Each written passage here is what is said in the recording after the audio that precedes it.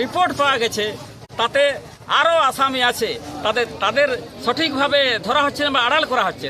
তাছাড়াও আমাদের আরও বিশেষ করে আদিবাসীদের একটা আশ্চর্য ধরনের ব্যাপার একটা ঘটে গেছে।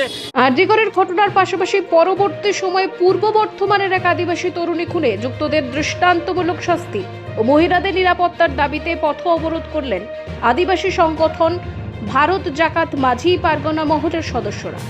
মঙ্গলবার সকাল থেকে ওই সংগঠনের সদস্যরা গঙ্গাজল ঘাটের অমরকাননের কাছে ৬০ নম্বর জাতীয় সড়ক অবরোধ করেন।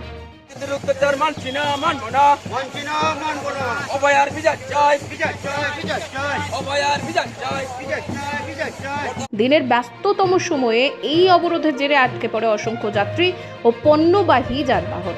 অবরোধকারী ভারত জাকাত মাঝি পরগনা মহলের পক্ষ থেকে আরজিকর কাণ্ড ও পূর্ব বর্ধমান জেলার এক আদিবাসী তরুণী খুনের ঘটনায় তীব্র নিন্দা জানিয়ে বলা হয়েছে যে এক সপ্তাহ ধরে আরজিকর হসপিটালে যেভাবে একটা অবলা মহিলাকে যেভাবে খুন করা হয়েছে তার প্রতিবাদে যাতে দোষীদের শাস্তি দেওয়া হয়, আর একটা যে বর্তমানে আমাদের আদিবাসী মহিলার একটা নৃশংসভাবে খুন হয়েছে, এই দুই মহিলাদের জন্য যাতে দোষীদের শাস্তি দেওয়া হয় সেই প্রতিবাদে আজকে আমরা মিছিলে নেমেছি।